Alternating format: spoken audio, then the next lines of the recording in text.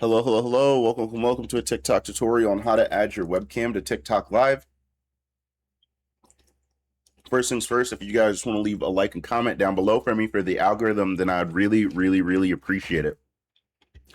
And the next thing that you're going to want to go ahead and do is download TikTok Live Studio on your web browser, and then open up the Live Studio, and you'll see a couple of different things here. But on the left, you just want to go to the Add Source section, and then add a video camera.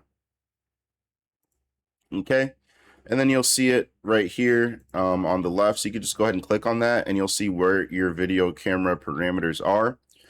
For me, I actually have mine unplugged and upstairs, so it's not going to work. But if it's black for you, all you have to do is click on your settings, and then from here, I don't even think you go into optimize. Well, you can go to optimize to balance the colors and contrast, but then you want to click on your camera. And then from here, you can turn on whatever camera that you have connected to your computer, and you will go ahead and be using that camera on OBS now. If you guys have any questions, comments, or concerns, make sure to go ahead and leave them down below. But other than that, it's been a TikTok tutorial. Thank you guys so much for watching. Have a wonderful day.